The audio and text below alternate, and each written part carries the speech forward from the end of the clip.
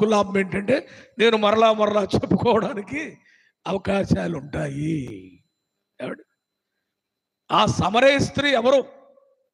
సంసారికురాలా, విధవరాలు?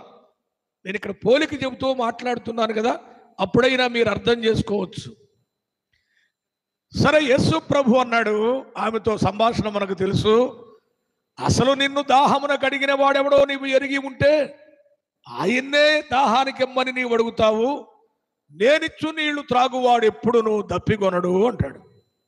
వెంటనే ఆమంది, రోజు ఈ బావికి వచ్చే పని లేకుండా అయ్యా అదేదో నాకు త్వరగా ఇస్తే వాటిని తీసుకొని వెళతాను అంది. ప్రభు అన్నాడు, ఇస్తాను కానీ నీ భర్తను లేక నీ పెనిమిటిని తీసుకొని రమ్ము అన్నాడు.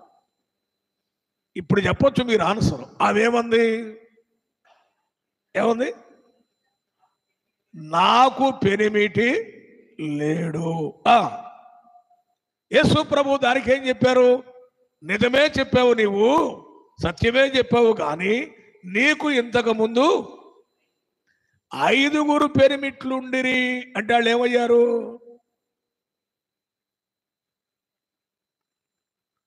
చిలకలగా చెప్పినట్టు చెబుతున్నారు. మీరు ఎంత మంచోళ్ళో మీరు. నీకు ఇదివరకు 5 పెనిమిట్లుండిరి అన్నాడే, వారు ఏమయ్యారు? ఇదివరకు ఉన్నారని ప్రభు అన్నాడు, ఇప్పుడు ఉన్నారనలా. మరి వారు ఏమైనట్టు?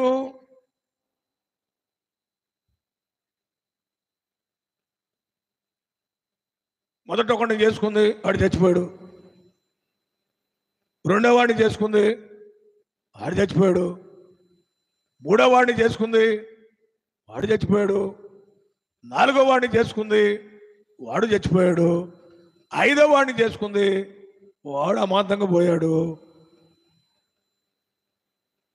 ఇప్పుడున్నవాడు నీ పెనిమిటి కాడు అన్నాడు ప్రభు. అంటే ఇంకోడు ఉన్నాడు లైన్లో. అంటే దీని అర్థం ఏంటి? 5 పెనిమిట్లు చనిపోయారంటే విధవరాలా, సంసారికురాలా?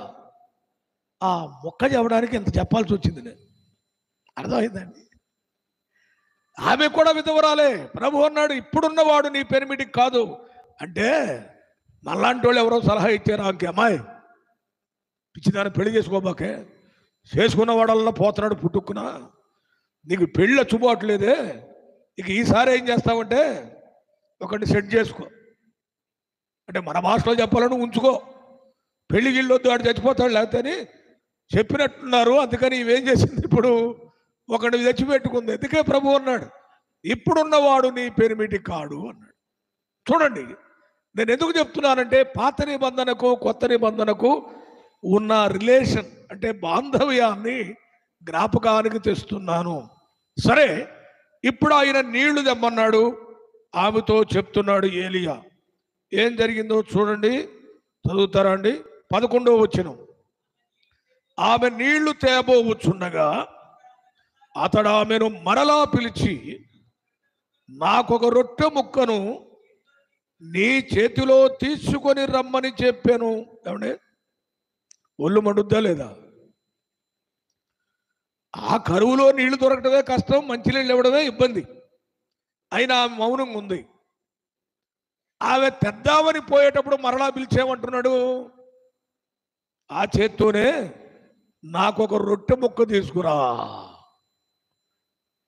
మనమైతే అయ్యగారు తెస్తామండి అంటావా? ఎక్కడోడరు నువ్వు అసలు? ఏ ఊరు అసలు నీది? ఎందుకు వచ్చావు? నీకు నాకు సంబంధం ఏంది అని 100 చదివి కదండి దుమ్మెత్తి పోసి, నీకు రొట్టె కావాలా, నీళ్ళు కావాలా, ఏమనుకుంటున్నావు నువ్వు? ఆడుకుంటాం మనం కదండి. ఆమె చాలా మంచిది లాగుంది. ఆమె ఏమంటుంది? అందుకు ఆమె, నీ దేవుడైన యెహోవా జీవముతోడు తొట్టెలో పట్టెడు పిండియు బుడ్డిలో కొంచెం నూనెయు నా యొద్దనున్నవే కానీ అప్పమొకటైనా లేదు. నేను చావక ముందు ఇంటికి పోయి వాటిని నాకును నా బిడ్డకును సిద్ధము చేసుకుని అందుకోసం కొన్ని పుల్లలు ఏరడానికి నేను ఇక్కడికి వచ్చానయ్యా. ఇదే మాకు ఆఖరు, అదే మాకు ఆఖరి తిండి. ఎక్కడ తెమ్మంటావు? రొట్టె, కొంచెము పిండి, కొంచెము నూనె ఉంది. లేవు అంది. అవునా? పొరపాటున అడిగానే నిన్ను అన్నాడా? ఏమంటాడు చదవండి అక్కడ. అప్పుడు ఏలియా ఆమెతో ఇట్లనెను, భయపడవద్దు, పోయి నీవు చెప్పినట్లు చేయుము. అయితే అందులో నాకొక చిన్న అప్పము మొదట చేసి నా యొద్దకు తీసుకొని రమ్ము. ఇది మన పాఠం. భయపడవద్దు. చూడండి, అభయం ఇస్తున్నాడు. నీవు వెళ్ళు, నీవు చెప్పినట్టే చెయ్యి.